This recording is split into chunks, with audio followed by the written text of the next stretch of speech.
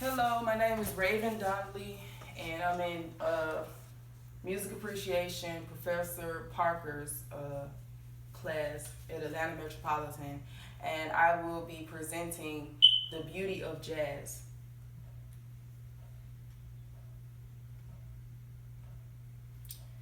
Jazz is often characterized by syncopated rhythms, polyrhythmic ensemble playing, and various degrees of improvisation, often deliberate deviations of pitch and the use of original timbres.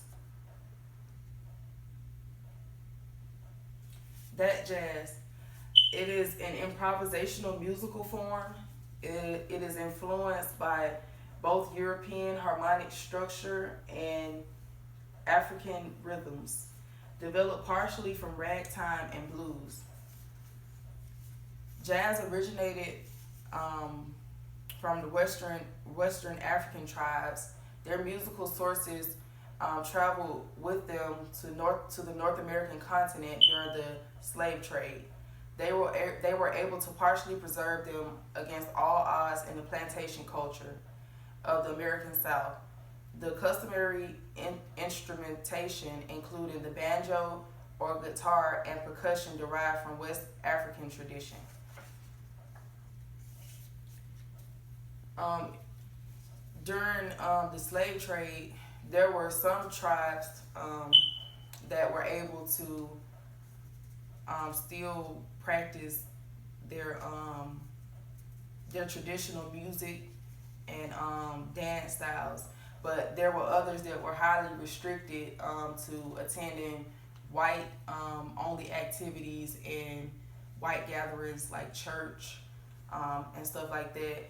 And that's kind of how the European African influenced jazz, because they kind of the Europeans mix their classical um, aspect of their music with the percussion and banjo styles of the African culture.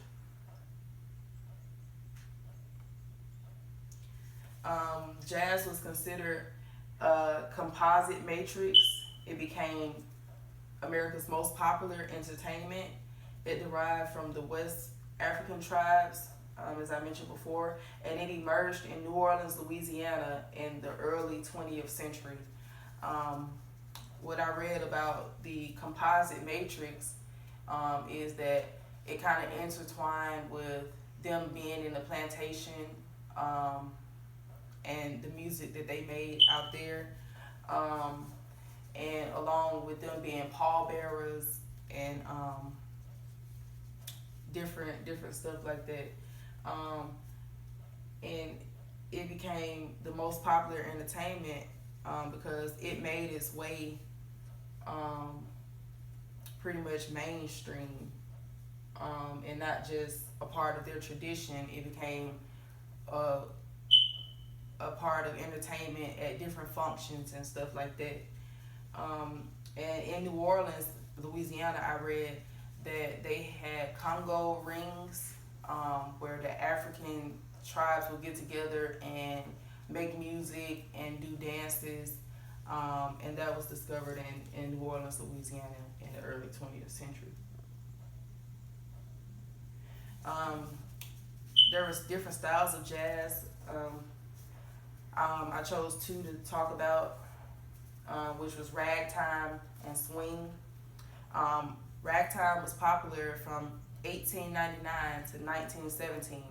It is a syncopated style of music that evolved in the playing of honky tonk pianists along the Mississippi and Missouri rivers in the last decades of the 19th century.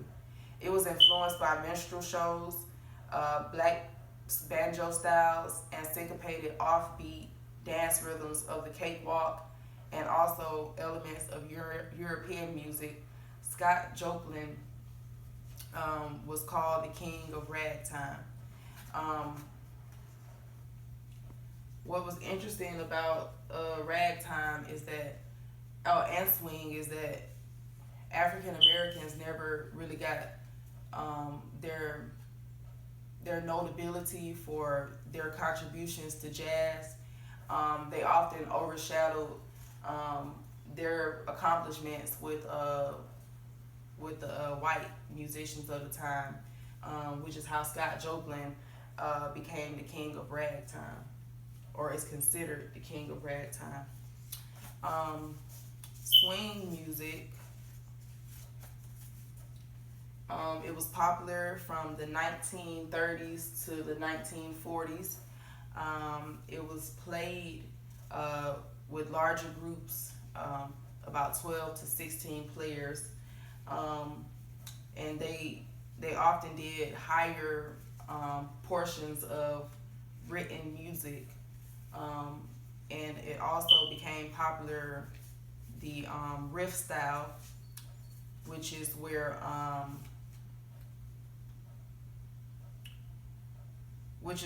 a simple music phrase is reiterated by a band or by a section, and counterpoint with other sections, riffing until, by sheer power of repetition, it became almost hypnotic. The swing era brought respectability to jazz, moving into ballrooms of America, a music that until that time had been associated with the brothels of New Orleans and the Prohibition era, of the the gin mills in Chicago. So jazz was pretty much kind of frowned upon up until that time. Brothels are pretty much prostitution places and stuff like that. So yeah. And also, the other interesting thing about swing that I found out, which goes also back to the Scott Joplin thing with him being the king of ragtime. Actually, Duke Ellington was the official king of swing, but he also got overshadowed by white musicians of that era. And I noticed that swing was popular up until the vocalists that were in the swing bands, they became more popular than the swing music, and that's when swing kind of went out of style a little bit. Some of those artists were Frank Sinatra and Nat King Cole, and there were many more.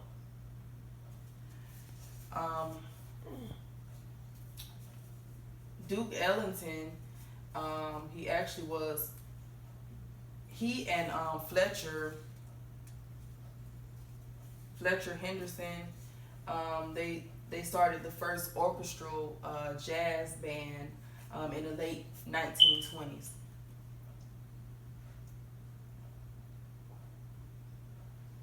A fun fact: the UNESCO General Conference has declared April 30th as the International Jazz Day for raising awareness of jazz as an instrument of peace, unity, dialogue, and enhanced cooperation.